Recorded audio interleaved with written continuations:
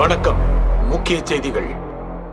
6 மாதங்களாக நடைபெற்று வரும் வளைகுடா போரின் உச்சகட்டமாக குவைத்தில் உள்ள நூற்றுக்கணக்கான எண்ணெய் கிணறுகளுக்கு ஈரான் இன்று தீ வைத்தது.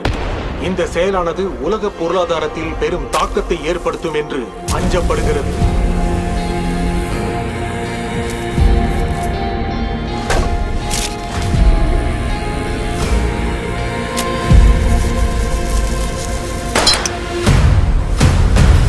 திங்கக்கிழமை ராத்திரி ஒரு பேங்க் கதவை உடைச்சு உள்ள போய் திருடி இருக்கான். ஆனா அவன் அதோட நிறுத்தல. அடுத்த நாளே பட்ட பகல்ல இன்னொரு பேங்குக்கு போய் கொள்ளையடிச்சிருக்கான். அப்போ அவனுக்கு ஏதோ அவசர தேவை இருக்கு. சொல்ல வேண்டியதானே? இத்தனை வருஷம் எங்கடா இருந்த? என்ன பண்ணிக்கிட்டு இருந்த? அவன் திரும்பி வந்ததில் எனக்கு சந்தேகமா இருக்கு. ஏன் அப்படி பேசுற? அவன் திருந்தி தான்டா வந்திருக்கான்.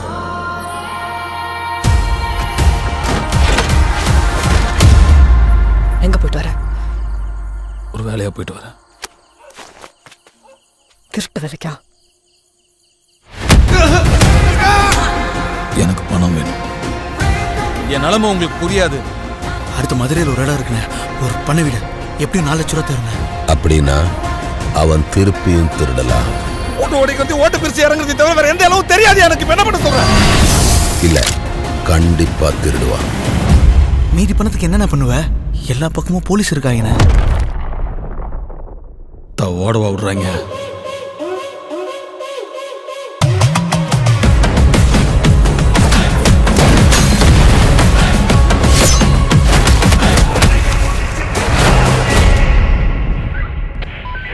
இன்னைக்கு அவன் கண்டிப்பா மாட்டுவான் சார். ஒன்னு உயிரோட இல்ல போனமா.